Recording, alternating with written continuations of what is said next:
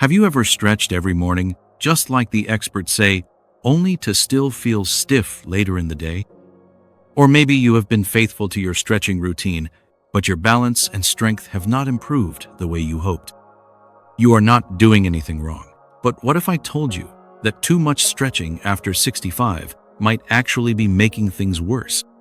Hi, I am Dr. Elliot Graves. After more than 30 years as a geriatric physician, I have learned something crucial from working with thousands of older adults. The advice we often hear about stretching does not always match what aging bodies actually need. Today, I am going to share something that might surprise you, especially if you have been told that stretching is always the answer. We will explore how your muscles change with age, why stretching too much or the wrong way can lead to weakness or instability, and what to do instead to stay flexible, steady, and strong. Stick with me to the end, because I will also show you how tiny things you can start today can make a real difference in how you feel and move. Let me ask you, have you ever finished a long stretch session only to feel more wobbly or sore than when you started? You are not alone. Let us begin with something I call the stretching paradox, and how I learned it the hard way. Back when I was a younger doctor, I encouraged every older patient to stretch. Flexibility is key, I would say with full confidence. But over the years, I began to notice something strange. Some of my most dedicated patients, the ones who stretched religiously, still struggled to do basic things like get up from a chair or walk upstairs. Let me tell you about Margaret. She is 72, a retired school teacher, and the kind of woman who never missed a day of her routine. She would stretch for 45 minutes each morning, hamstrings, calves, back, but she was still having trouble climbing stairs and getting out of low chairs. Does that sound familiar? We changed her routine. Instead of long holds, we added gentle strength movements alongside shorter, more active stretches. And within just a few weeks, she could move through her day with more ease and confidence. Here is the truth. After 65, the goal is not extreme flexibility. It is functional movement, the kind that lets you do what matters, like walking without wobbling, bending without pain, and standing tall without fear of falling. Now, let us peek under the hood, not in a technical way, I promise. I want you to understand what is happening inside your body when you stretch. Think of your muscles like little learners. They remember the positions and patterns you repeat. This is what we call muscle memory. When you do long, passive stretches, especially holding a position for 30 seconds or more, you are essentially training your muscles to lengthen and relax. That might sound good, but here is the catch. If you do not also teach them how to hold you up, you could lose the tension that keeps you stable. Let me give you an example. Robert, one of my patients, is 68 and a lifelong yoga lover. He could outstretch almost anyone in his class, but he kept having these odd moments where his hip would suddenly give out, usually while walking through his garden. His problem was not too little flexibility. It was too much without the strength to match it. We scaled back the long-held poses and added just a bit of resistance work bands. Slow body weight moves, nothing fancy. In about a month, the instability was gone, and his garden walks, peaceful again. Have you ever had a moment where your leg just did not feel solid, even when you were not doing anything strenuous? It might be your muscles sending you a message, I can stretch, but I do not feel strong. Let me give you a simple metaphor. Picture a sailboat. The ropes that hold the mast need just the right amount of tension. Too tight? The boat will not move well. Too loose? Everything wobbles. Your muscles are those ropes, and they need balance to keep you upright. So, what kind of stretching actually helps after 65? This is where we shift to dynamic stretching. That means moving gently through a range of motion instead of holding your body in one position. Think of it like warming up your joints with movement, not forcing them into shapes. Martha, one of my most inspiring patients, she is 81, used to stretch every morning by trying to touch her toes and holding the position. But afterward, she often felt shaky and off balance. When we switched her to light arm circles, gentle leg swings, and slow rocking movements, something shifted. It feels like my joints are oiled, she told me. I do not go as far, but I move so much better. Is not that the goal? Now I would love to ask, have you noticed feeling stiffer after stretching sometimes instead of looser? That may be your body trying to regain the tension it needs to stay stable. And here is another tip. Timing matters. We were all told to stretch before a walk or workout.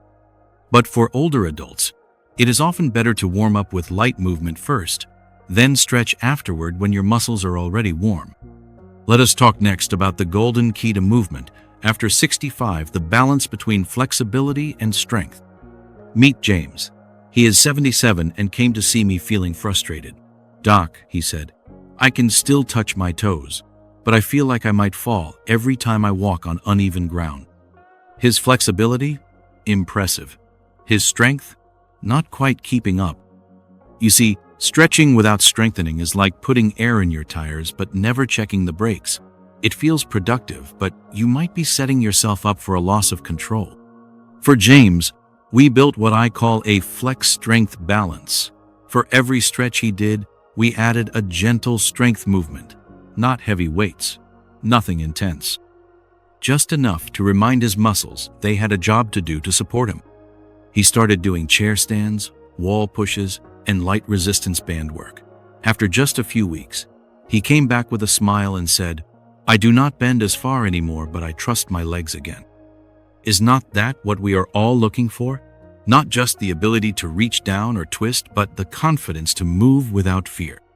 Let me ask you, have you ever felt like you had to choose between being flexible and being strong? Like one comes at the expense of the other? I am here to tell you, you do not have to choose. Especially after 65, you need both working together in harmony. Strength gives your flexibility purpose. Flexibility allows your strength to move freely. And the balance looks different for everyone. For some, it is using resistance bands twice a week. For others, it might be doing a few simple bodyweight moves each morning. The key is consistency and listening to your body's response. Now, let us talk practical alternatives, what you can actually do day to day to stay both flexible and strong, without the risks that come from overstretching. The first idea is something I call movement snacks. Instead of doing one long stretching session in the morning, try sprinkling in small, gentle movements throughout the day. Clara, a 73-year-old artist I have worked with, found this life-changing. She used to stretch for 20 minutes in the morning, then sit painting for hours. Her back pain did not improve. Now, every hour, she stands up, reaches overhead, bends gently to the side, maybe walks a few steps, just 60 seconds. And guess what? Her back pain nearly vanished. It does not have to be complicated. Movement does not need to be intense. It just needs to be frequent. Second, try functional movements exercises that combine light strength and flexibility. For example, instead of just stretching your arms overhead, try doing small shoulder circles while holding light weights or even soup cans. And third, consider movement-based practices that naturally combine strength, flexibility, and balance like Tai Chi, senior adapted yoga, or water aerobics. Let me tell you about Bill. He is 79 and used to rely on the wall for support when bending down. He tried Tai Chi twice a week, gentle, flowing movements, nothing jarring. And one day, he realized he could pick up his grandson without fear. "It does not even feel like exercise," he said, "but I am stronger where it matters." That is what we want: movement that supports real life. Let us bring this all together. We have talked about why stretching the wrong way or too much after 65 can actually weaken your muscles. We have explored how your body changes with age and why stability matters just as much as flexibility. You have learned how long static stretches can sometimes make your muscles less responsive and how dynamic movements, gentle and intentional, can serve you better. You have met people like Margaret, Robert, Martha, James, Clara, and Bill, each of them real, each of them learning that how you move matters more than how far you can stretch. Here is the big idea. It is not about being bendy, it is about being balanced. It is not about pushing farther, it is about moving better. What matters most is how your body supports you in the real world. Standing, walking, reaching, sitting, and living confidently. I call this functional flexibility.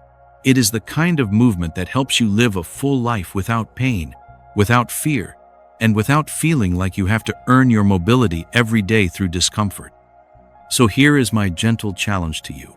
Do not chase extreme flexibility. Chase comfort. Chase confidence. Chase the kind of movement that lets you get down to the floor and back up again, or pick up a grandchild without hesitation. Start small. Even one change from today's conversation, like adding a bit of resistance or replacing a long stretch with a dynamic one, can begin reshaping how your body feels and functions. And as you do listen to your body, it is wise. If something does not feel right, even if a book or class says it is good for you, pause and reassess. You have earned the right to trust your own experience. Now, I would love to hear from you. Have you noticed any of these patterns in your own body? Are you someone who stretches a lot but still struggles with balance or stability? Or maybe you have already made some of these adjustments. What worked for you? Drop a comment below. I read every single one, and your story might just help someone else feel less alone. And if you found this helpful, consider subscribing.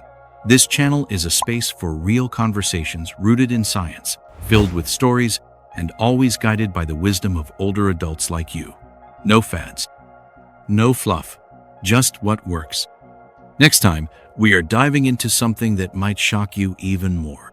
Why daily stretching might be making you less flexible after 70. Yes, you read that right. There is a surprising relationship between frequency and flexibility that many people do not know, and it could be changing how your tissues respond without you realizing it. So stay tuned, because small changes can unlock big freedom. Until then, be kind to your body. It has carried you through so much, and with the right care, it will carry you through many more beautiful miles to come.